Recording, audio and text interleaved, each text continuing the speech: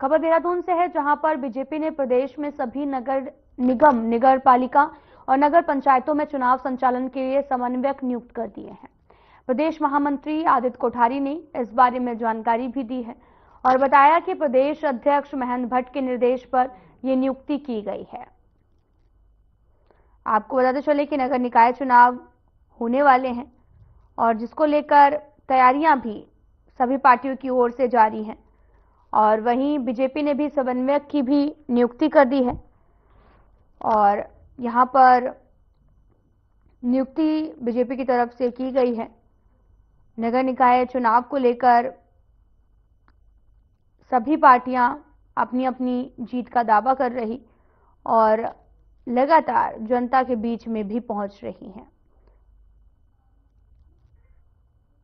आपको बताते चलें कि नगर निकाय चुनाव होने हैं, जिसको लेकर प्रदेश महामंत्री ने भी जानकारी दी।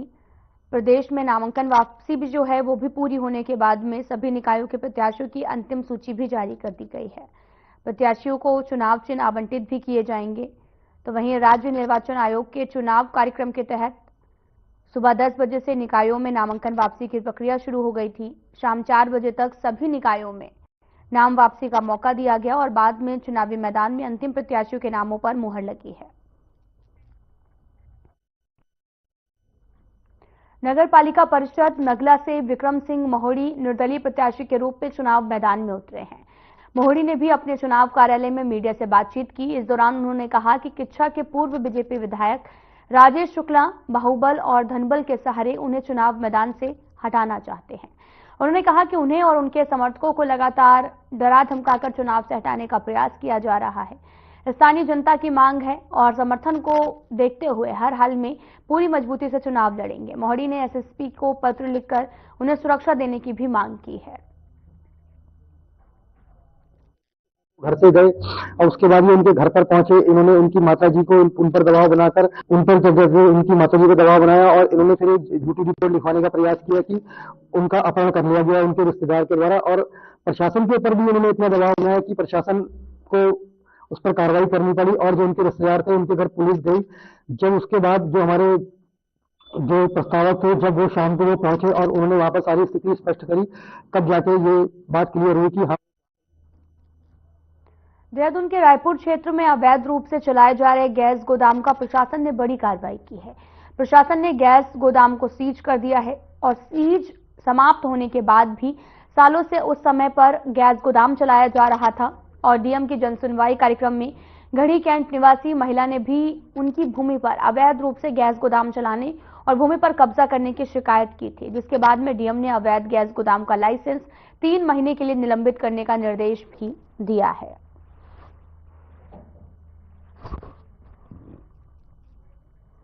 आपको बताते चले कि गैस गोदाम को सील करने पर कार्रवाई की गई है।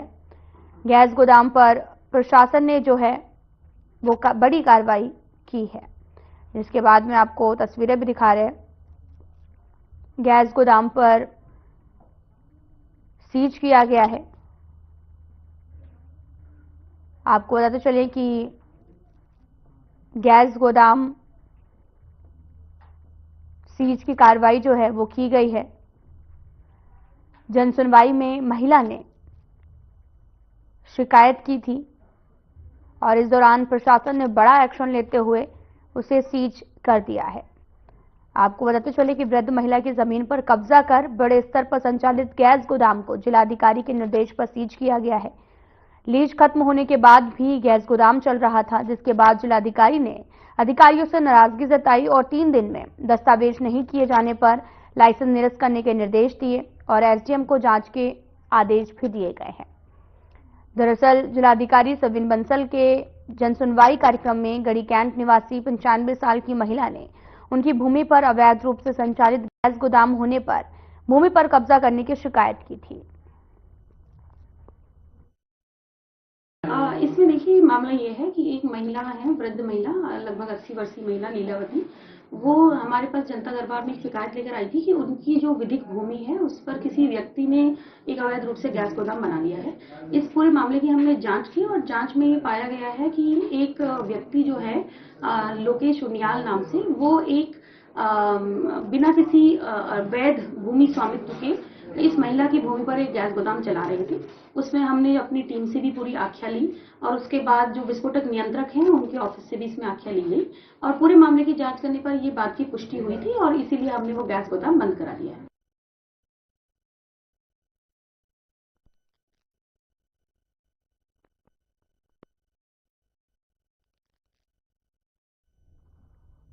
फिलहाल यहां रुकते हैं एक छोटे से ब्रेक के लिए।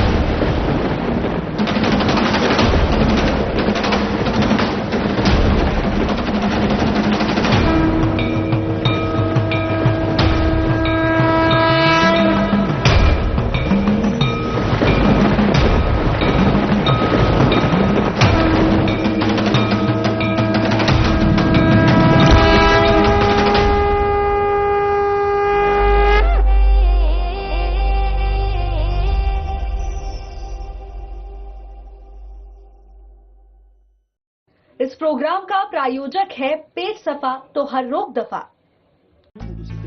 सर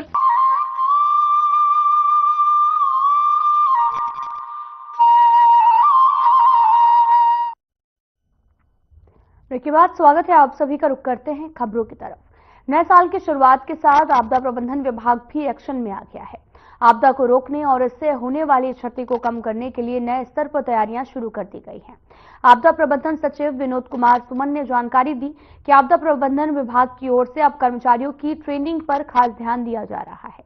इसके साथ ही सभी उपकरण सही से काम करें, इसको लेकर भी तैयारियां शुरू कर दी गई हैं। इसके अलावा अर्ली वार्निंग सिस्टम भी पहले से कई ज्यादा मजबूत किया गया है। हम लोग प्रशिक्षण पे जोर दे रहे हैं। इन हाउस अपने लोगों को प्रशिक्षण प्रदान करने का काम कर रहे हैं। साथ साथ जो हमारे स्टेक होल्डर्स हैं, स्टेक होल्डर्स को भी हम प्रशिक्षण का कार्य कर रहे हैं। आपदा में जितनी अधिक जानकारी हमारे पास होगी उतना अधिक बचाव करना संभव हो सकेगा हमारे लिए, उस दिशा में काम कर रहे हैं।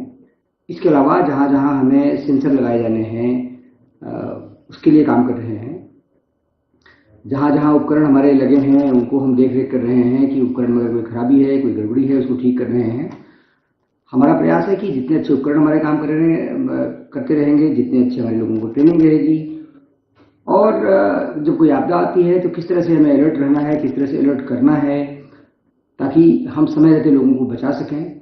और अर्ली वार्निंग सिस्टम हमारा अपना जोर दे रहे हैं, उसके माध्यम से हम ये अनुमान लगा पाएंगे कि इसमें ये आपदा आने वाली है। अगर सही समय से जानकारी हमको मिल जाए तो मैं समझता हूँ कि बहुत आसानी से हम आपदा के प्रभाव को कम कर पाएंगे।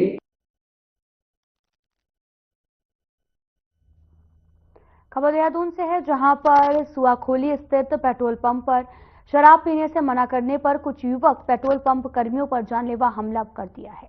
वहीं जान से मारने की धमकी देने के बाद मौके से फरार हो गए हैं। यह मामला 12 दिसंबर 2024 का बताया जा रहा। इस मामले में मसूरी पुलिस ने तत्काल कार्रवाई की, आरोपियों को गिरफ्तार कर लिया है। घटना में शामिल अभियुक्त आयुष रावत पुत्र विजेंद्र सिंह, अभिषेक पुत्र रोशन, अनुभव थापा पुत्र जयदीप थापा और विपुल धल्ले पुत्र वंदन धल्ले को हिरासत में लिया गया है।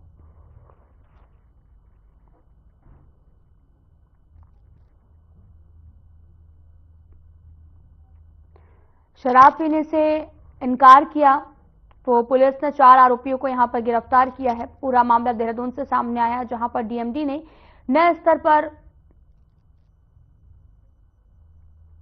आपको बताते चले कि यहां पेट्रोल पंप कर्मियों पर युवकों का हमला किया था, शराब पीने से इनकार किया था। इस दौरान जमकर मारपीट हो गई थी और वहीं पुलिस ने 4 आरोपियों को भी गिरफ्तार कर लिया है। फिलहाल मामले की जांच पड़ताल जारी है। पूरा मामला देहरादून से सामने आया है।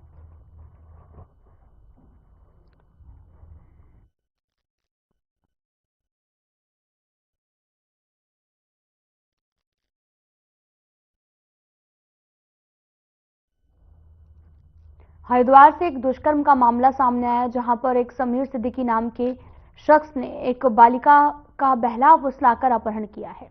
उसके साथ दुष्कर्म की घटना को अंजाम दिया और रानीपुर पुलिस ने तुरंत ही कार्रवाई की। आरोपी को हिरासत में लिया गया। वहीं बालिका का सकुशल परिजनों के पास में भेजा गया। वहीं पुलिस ने आरोपी के खिलाफ पोस्को अधिनियम समेत अन्य धाराओं में भी मामला दर्ज कर उन्हें न्यायालय में पेश किया है।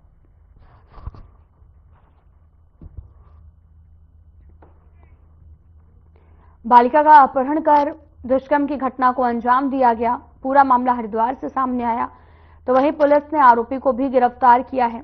लगातार उससे पूछताछ भी जारी है और मामले की जांच पड़ताल में पुलिस जुटी हुई है। दरअसल आपको बताते चलें कि पुलिस ने आरोपी को गिरफ्तार कर लिया है, पूछताछ जारी है।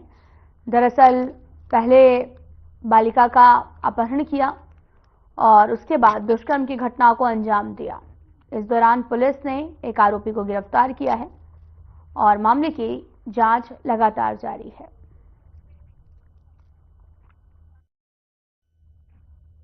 फिलहाल यहां रुकते हैं एक छोटे से ब्रेक के लिए।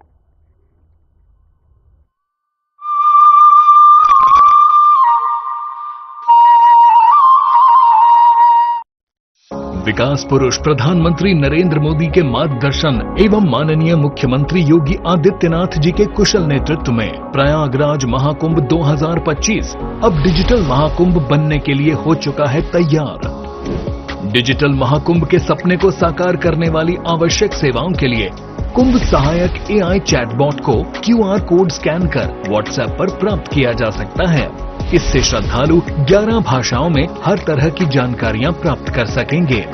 कुंभ सहायक चैटबॉट से बोलकर या लिखकर तत्काल जानकारियां प्राप्त होंगी। ये चैटबॉट श्रद्धालुओं को मीडिया गैलरी जैसी कई और सुविधाएं भी देगा। किसी अस्थायी शहर के लिए पहली बार गूगल पर महाकुंभ मेला क्षेत्र अलग से चिन्हित किया गया है। इससे नेविगेशन आसान होगा। डिजिटल महाकुंभ का साक्षी बनने आप भी पधारिए प्रयागराज। पुण्य फलें, महाकुंभ चलें। सर फर्नीचर किस बोर्ड का बनवाएं? बॉयलर बोर्ड का, उबलते पानी से।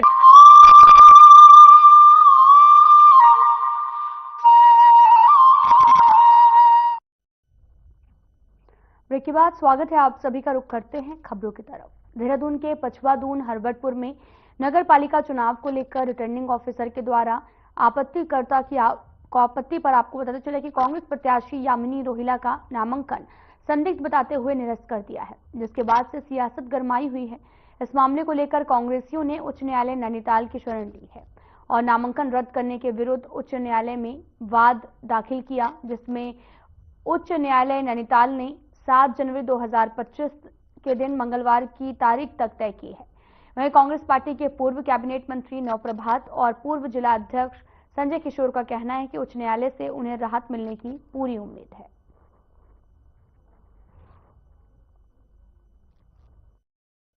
भावनापूर्ण तरीके से सरकार ने अपने दबाव में उनकी जो आपत्ति थी, जो सर्टिफिकेट जो जारी हुआ था उसे संदिग्ध बताया है, उसके खिलाफ हम उच्च न्यायालय गए हैं और हमें पूरी उम्मीद है कि 7 तारीख को हमारा सुनवाई के लिए केस लगा है। हमें न्याय मिलने की पूरी उम्मीद है। हम लोग माननीय उच्च न्यायालय में गए हैं और उच्च न्यायालय ने 7 तारीख की तिथि नियत की है और मेरा अपना मानना यह है कि 7 तारीख तक उच्च न्यायालय के आदेश प्राप्त हो जाए। सरकार ने जो सर्टिफिकेट जारी किया है उसे सरकार का कोई भी अधिकार नहीं।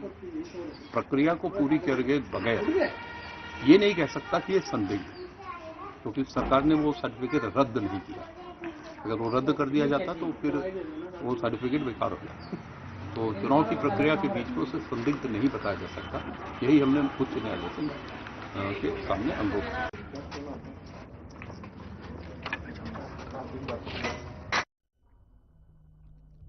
नगर पालिका परिषद नगला में चुनाव को लेकर प्रत्याशियों के बीच में आपसी तनातनी बढ़ गई है।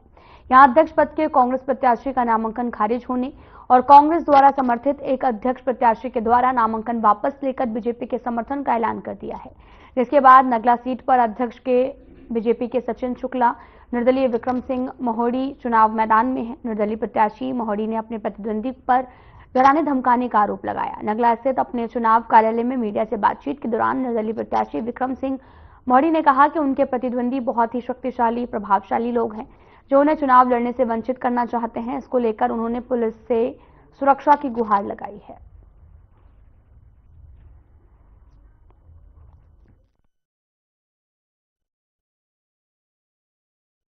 ये नगला नगर पालिका परिषद है, इसका ये प्रथम निकाय चुनाव यहाँ पर अभी होने जा रहा है। 23 तारीख को मतदान होना है, 25 तारीख को यहाँ पर काउंटिंग होगी और 30 तारीख तक यहाँ पर नॉमिनेशन की डेट थी।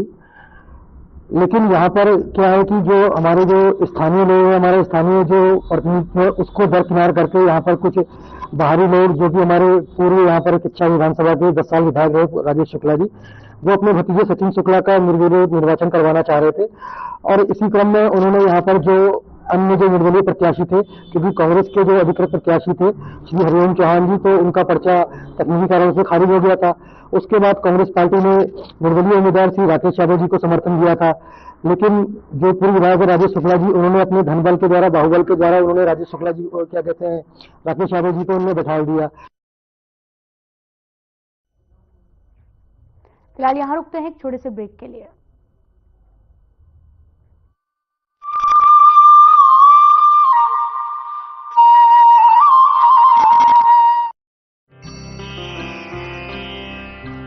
यशस्वी प्रधानमंत्री नरेंद्र मोदी जी के मार्गदर्शन एवं माननीय मुख्यमंत्री योगी आदित्यनाथ के कुशल नेतृत्व में महाकुंभ 2025 में सनातन पताका लहराने के लिए तैयार है उत्तर प्रदेश। उच्च कोटि के प्रबंधन वाले मानवता के इस अमूर्त धरोहर से साधु संतों के साथ ही कल्पवासी भी पुण्य के भागी बनेंगे। कल्पवास अर्थात 1 माह तक संगम तट पर डेरा डालकर वेदों का अध्ययन और ध्यान पूजा, जो पौष मास के 11वें दिन से प्रारंभ होकर माघ माह के 12वें दिन तक चलती है। श्वेत व पीतांबरधारी कल्पवासियों के दर्शन, संगम में डुबकी और पूज्य साधु संतों के आशीर्वाद का पुण्य प्रसाद प्रयागराज महाकुंभ में बंट रहा हो तो चहुं ओर एक ही जयकार गुंजायमान है। आओ चले महाकुंभ, पुण्य फलें महाकुंभ चलें। सर फर्नीचर किस बोर्ड का बनवाएं? वॉयलो बोर्ड का, उबलते पानी।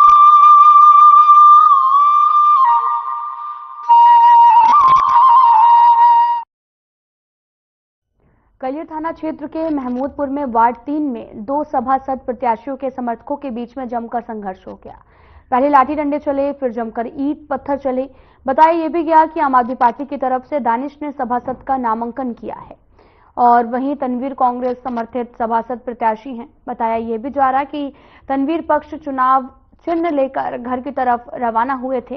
रास्ते में दानिश पक्ष के वाहन खड़े हुए थे और इसी दौरान विवाद हो गया। इसके बाद जमकर लाठी डंडे चले।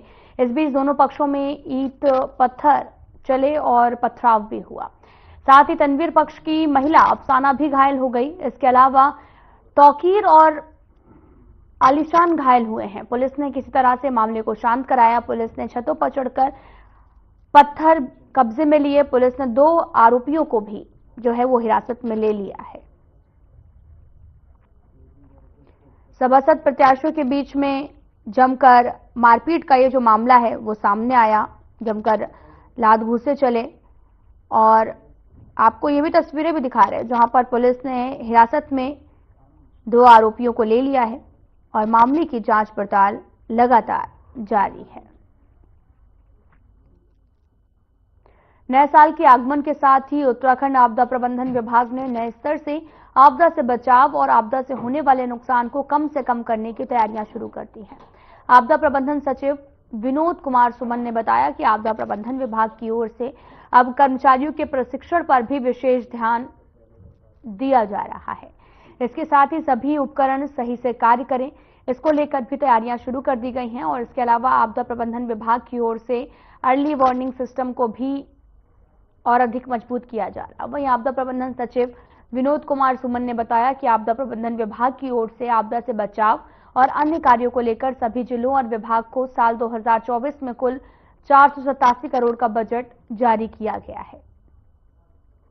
अभी हम लोग प्रशिक्षण पे जोर दे रहे हैं, इन हाउस अपने लोगों को। साथ साथ ग्रामीण क्षेत्रों में सीबीएसई स्कूल में आज रुड़की के ग्रीन हिल्स ग्लोबल स्कूल में भी प्रतियोगिता का आयोजन किया गया। स्कूली बच्चों को स्किल डेवलपमेंट मोरल को बढ़ाने का कार्य किया गया और इस प्रतियोगिता में लगभग 70 से ज्यादा बच्चों ने प्रतिभा में भाग लिया है। लगभग 10 से 15 सीबीएसई स्कूल के प्रतिभाग किया और वहीं बच्चों को पुरस्कार देकर सम्मानित भी किया गया। साथ ही ग्रीन हिल्स ग्लोबल एकेडमी के चेयरमैन ने भी बच्चों को अभिभावकों को भी कहा कि बच्चों में कौशल विकास को बढ़ाने में माता पिता का बहुत बड़ा योगदान जरूरी है। यहाँ पर टीचर उन्हें पढ़ाने के साथ कौशल विकास बढ़ाने और आर्टिफिशियल इंटेलिजेंस में भी बच्चों के लिए बहुत जरूरी है, जो आने वाले समय में बच्चों के लिए लाभदायक होगा। और आज हमारे स्कूल में बच्चों की इन प्रतिभाओं को निकालने का काम किया गया है। सीबीएसई सहोदया के जिसने हमें एक प्लेटफॉर्म का मौका दिया कि हम यहाँ पर स्कूल्स को इनवाइट कर सके। आज इस प्रोग्राम में 10 स्कूल रुड़की के जो सीबीएसई स्कूल्स हैं वो पार्टिसिपेट कर रहे हैं डांसिंग सिंगिंग कंपटीशन में, जो सोलो डांस भी है और ग्रुप डांस कंपटीशन भी है, सोलो सिंगिंग भी है, ग्रुप सिंगिंग कंपटीशन भी है। इसके अलावा एक साइंस एग्जीबिशन है। लगभग 700 स्टूडेंट्स पार्टिसिपेट कर रहे हैं। और आजकल के बच्चों के लिए तो सबसे ज़्यादा इम्पोर्टेंट है ऐसे कार्यक्रम में पार्टिसिपेट करना, क्योंकि अभी सबसे ज़्यादा इम्पोर्टेंट है ना सिर्फ to dream big but to also prepare for it. और हमारे पास सारे फैसिलिटी, सारे टूल्स हाथ में, मोबाइल में हैं। हम लोग 1-1 घंटा यूट्यूब देखते हैं, 1.5 घंटा हम लोग टीवीज़ देखते हैं। मैंने खुद स्कूल में कोडिंग नहीं पढ़ा था, पर मुझे पता है कि हमारे पास फ्री टूल्स है। आज खान अकेडमी है, यूट्यूब है। अगर बच्चे सिर्फ आधा घंटा लेकर उसी में एआई रिलेटेड टॉपिक्स या फिर प्रोग्रामिंग के बेसिक्स या फिर कंप्यूटर साइंस के बेसिक्स पढ़ना स्टार्ट करें, वहीं से एक बहुत छोटी पहल होगी।